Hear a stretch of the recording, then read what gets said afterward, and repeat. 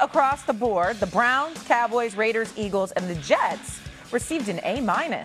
Let's now welcome in our football crew here. We got Dan Orlovsky and Peter Schrager, an A grade for the Cowboys. Okay. Then we had Marcus Spears and Ryan Clark on here on Friday, just going on and on about how great the Cowboys are going to be next year.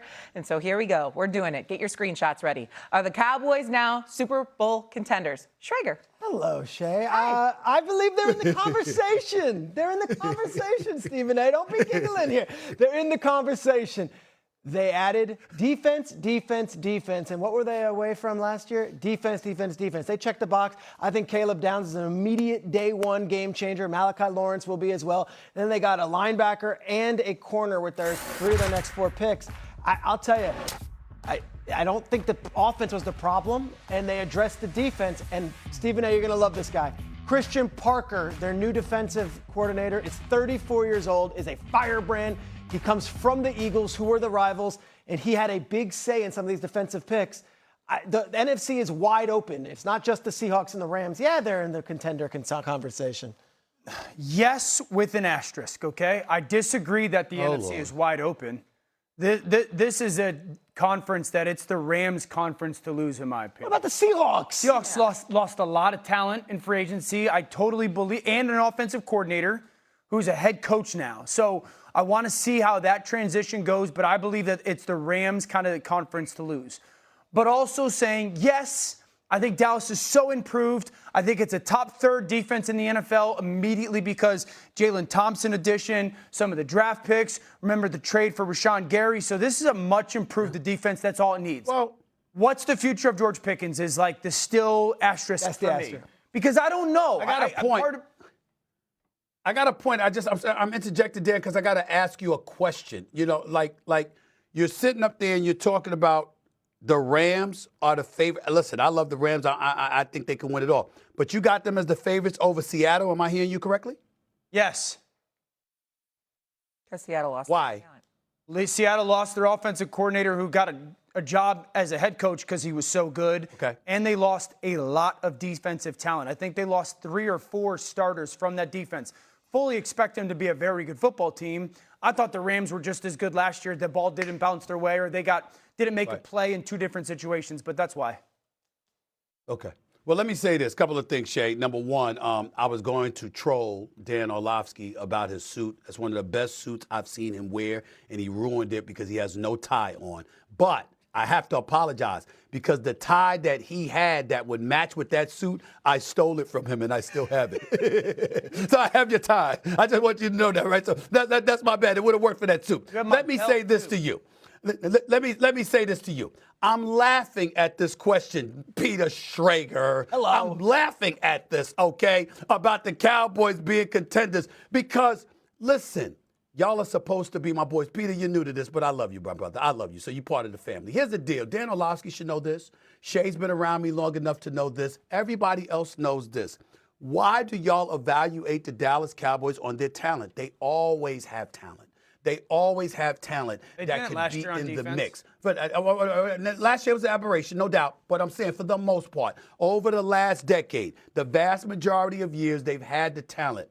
How many times do I have to tell you what can go wrong will go wrong? Just wait for it. Be patient. It's coming. It's coming. Make no mistake about it. They draft Caleb Downs. They draft Malachi Lawrence. They've improved their defense. They highlighted it. Everybody giving them A grades, A grades, right?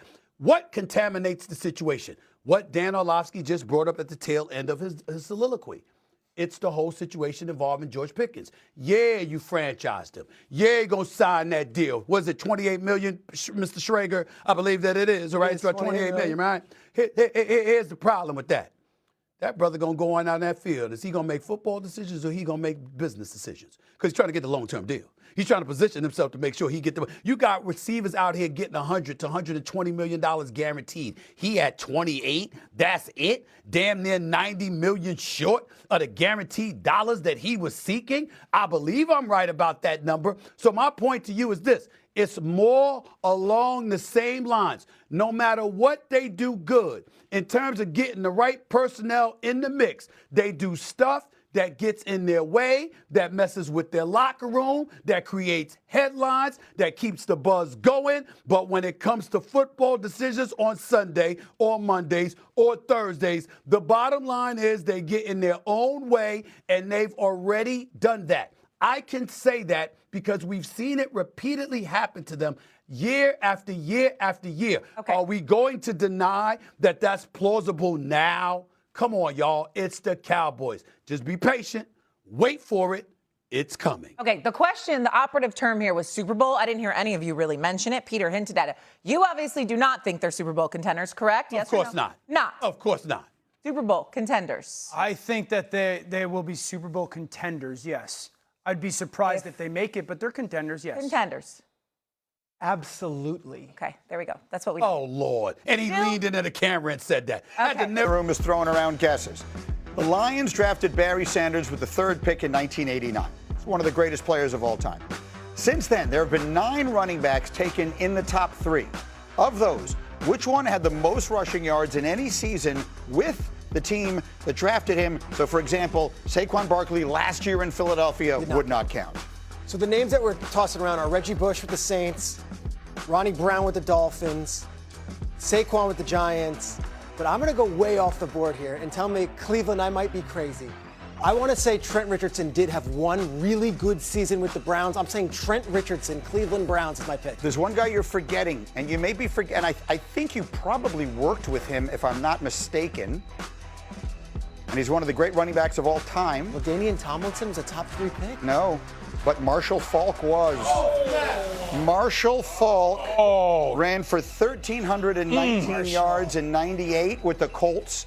He actually had 2 such seasons with the Colts, and Saquon Barkley. It's basically it's Faulk, then 2 Barkley seasons, and then Faulk is where it comes in. Marshall, I'm sorry. How high up he went. I'm sorry. And you sort of still think of him with the Rams more than you think of him with. He got traded the for Colts. Edgerrin James. He was in the Edgerrin James trade. That's exactly right. My favorite college player of all time, San Diego State. Just an unbelievable. Marshall, I'm sorry if you're watching. You know, all right, there you go. Now, we'll see if all of a sudden Jeremiah Love winds up entering this mix. He went number 3 overall, a spot that earns him 4 years and $52.5 million fully guaranteed dollars. And that had Schrager asking Love's new head coach about it on Saturday.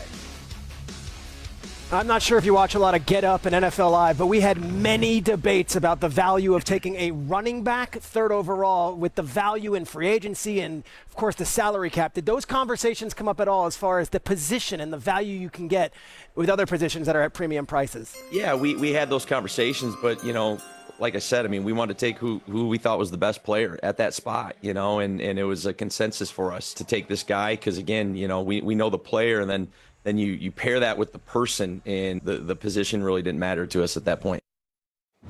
It's such an interesting, it's a well-asked, first of all, mentioning the show in there. Get Up's a great show, folks. But there's so many different pieces of this, because you can love the player and hate the pick, depending on the way you look at it, both based on the 2 different criticisms of the pick I could understand would be, A, the salary piece of it, just how paying a running back that much money doesn't make sense. And then B, when you're building a team from scratch, does it make sense to start that with a running back? What is your take? Yeah, the best case scenario is this becomes a problem for the Arizona Cardinals in 4 years from now. And that's one of the things everyone's complaining. In 4 years from now, hopefully this is an issue for Arizona, where Jeremiah performs so well that now we're having to have the conversation, are we going to pay him the way that the Falcons paid Bijan Robinson or the way the Detroit Lions paid Jahmyr Gibbs?